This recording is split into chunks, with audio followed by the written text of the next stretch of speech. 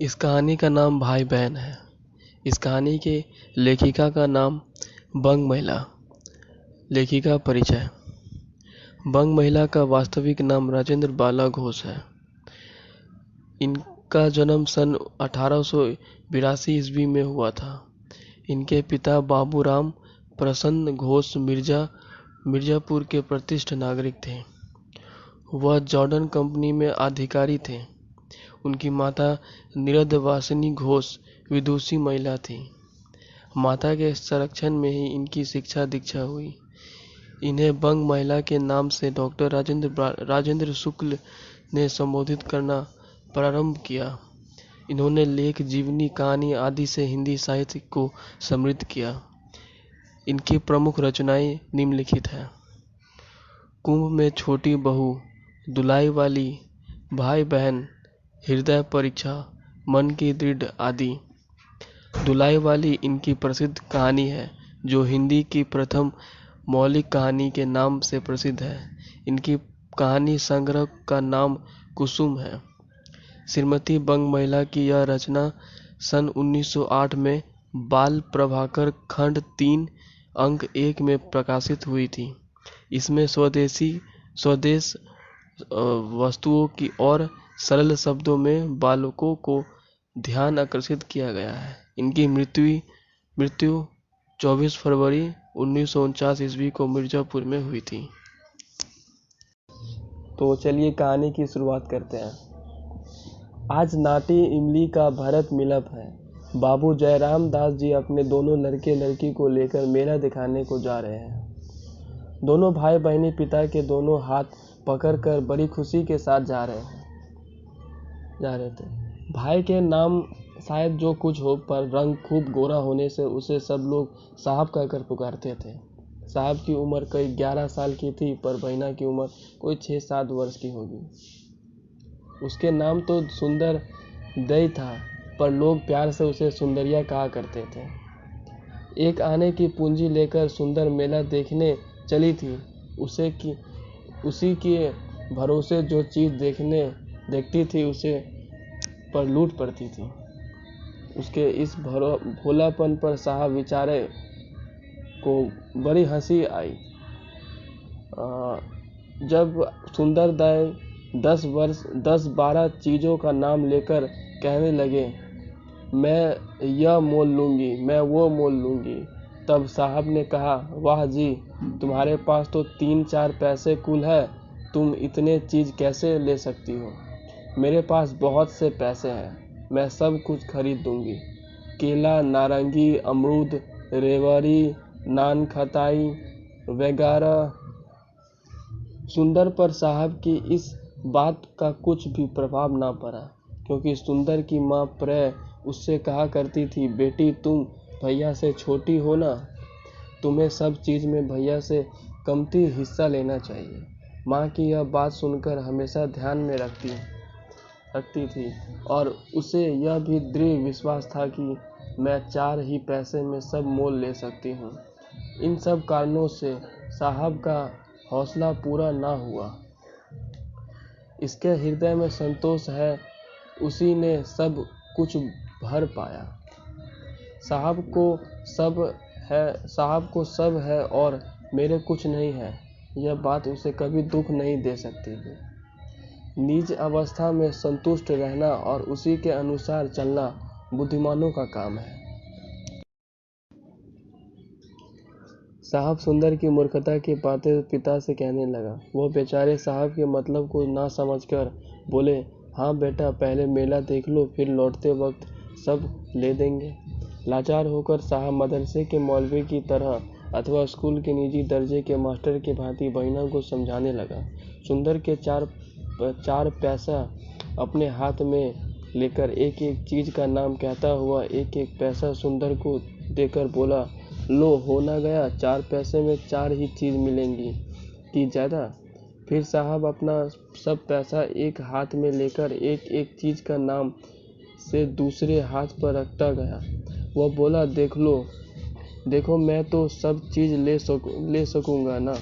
तब बेचारी सुंदर दे बड़े भोलेपन से भाई के मुंह की ओर ताकती हुई बोली, तो क्या उसमें से थोड़ी मुझे भी ना दोगे भैया?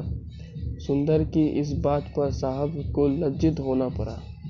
मेला देखकर निज इच्छानुसार नीचे लेकर दोनों भाई बहना पिता के संग लौट आए।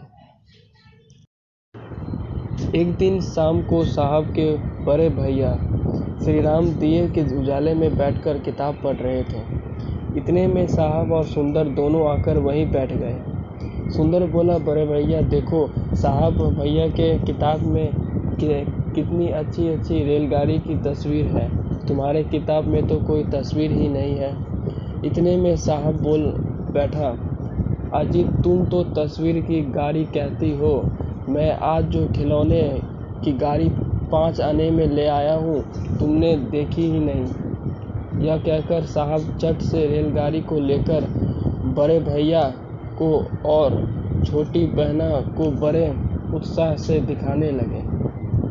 सुंदर दै ने भी 1 पैसे में एक मिट्टी के खिलौने खरीदा था। वह भी चट से उस खिलौने को लेकर आया। सुंदर के इस काम पर साहब हंसकर बोले, 1 पैसा का मिट्टी का खिलौना लेकर चली है दिखाने, देखो मेरी गाड़ी में चाबी लगा देने से कैसी दौड़ती है। सुंदर बेचारी उदास में होकर बड़े भैया की तरफ देखने लगी। तब श्रीराम हंसकर बोले, तुम्हारे खिलौने बहुत अच्छे हैं सुंदर। साहब तो पूरा बेवकूफ़ है ना। 5 आने में पैसे दूसरे देश के कारीगरों को दे आया। साहब ने कुछ रुखपने से जवाब दिया, दूसरे देश कैसे? मैं तो रामदीन बिसाती से यह गाड़ी मोल लाया हूँ। श्रीराम, हाँ मोल तो तुमने रामदीन से ली है, सही है, लेकिन रामदीन ने इस बनाया तो नहीं, बनाया है जर्मन के कारीगरों ने। आखिरकार तुम्हारा नहीं तो बिसाती का पैसा उसके यहाँ गया कि नहीं? वे लोग तो हर तरह से मोटे ताजे हैं, और बेचारे यहाँ के जो कुम्हार और कारीगर हैं उन्हें दिन भर में नमक रोटी भी मुश्किल से मिलती है। वे लोग यदि 5 आने पैसे पाओ तो उनके पेट भर खाने का मिल जाए। खैर सुनो साहब, इस समय हम तुम्हें कुछ ना कहते, ना तुम रंज होता, किंतु परमेश्वर का यह नियम है कि जो दूसरे किसी को नीचा दिखाता है वह पहले आप ही नीचा देखता है। ना तुम सुंदरिया को नीचा दिखाते, ना आप देखते। तुम चाल चलने में, पढ़ने लिखने में अच्छे हो, पर बड़े ही अभिमानी हो। शायद यह दोष तुम्हारा नाम से उत्पन्न हुआ होगा। अच्छा अब से तुम अपने असली नाम से हरिराम कहकर पुकारे जाओगे। अब इस खिलौने के बारे में 2-4 बातें और सुन लो। यह तो तुमने जान लिया कि इस बनाया किसी और ने। अब जरा सोच कर देखो, इस खरीदने से हमारे देश को हानि और दूसरे देश को लाभ पहुंचता है या नहीं? यह तुमने इसे मोल दिया। दो दिन के पीछे तोड़ फोड़ फेंक दोगे, परंतु ऐसे तुच्छ खिलौने के लिए कई लाख रुपए हर साल हिंदुस्तान से निकल जाते हैं। इस तरह सुई, डोरा, कंघी, दियासलाई इत्यादि छोटी मोटी चीज़ों के लिए भी कितने रुपए दूर देश वालों के हाथ पहुंच जाते हैं। उसका लेखा लगाने से छाती दहल जाती है, और उसी के साथ थोड़ी सी मुनाफे पर चावल, गेहूं आदि गल्ले को बेच डालते हैं। इनमें दूसरों का कुछ दोष नहीं है। हम सब अपनी करनी से दिन गरीब से गरीब, अधम से अधम हो रहे हैं, पर तब भी चेत नहीं होता। हम लोग में यह एक भारी दोष है कि जितना कहते हैं उसका चौथाई भी नहीं कर पाते। और यह बात तो सभी कहेंगे कि भारत का सब तरह से सत्यानाश हो रहा है। किंतु उसकी बिगड़ती हुई दशा को सुधारने में बहुत ही कम मनुष्य बचे हुए हैं। आज तुम लड़के हो, कल तुम्हें युवा पुरुष हो जाओगे। यदि चाहो तो अपने हाथ से इस गिरे हुए देश की हालत को सुधार सकते हो। तुमको चाहिए कि अपने देश की भलाई के लिए उपाय विचारों का सीखो। लड़कपन में जिस बात का प्रभाव मनुष्य पर पड़ जाता है, बड़े होने पर वह उसी अनुसार व्यवहार करता है। यदि तुम अभी से देश के चीज़ों को काम पर लाओ तो मैं स्वदेश की बनी हुई कोई उत्तम चीज़ तुम्हें इनाम दूंगा। ऊपर लिखी हुई बातों को हुए आज 20 वर्ष हो गए। अब बाबू हरिराम वर्मा BL शहर के एक नामी वकीलों में से एक हैं। यदि शहर में कई एक अच्छे पुराने वकील हैं, किंतु देश में भलाई के सब कामों में अगुआ होने के हेतु हरिराम सबसे ऊपर हो रहे हैं।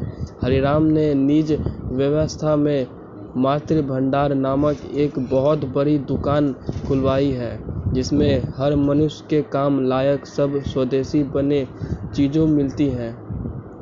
बाबू हरिराम अपने छोटे भाई के इस भांति स्वदेश प्रेम और अपने उपदेश का प्रभाव देखकर बहुत ही सुखी होते हैं।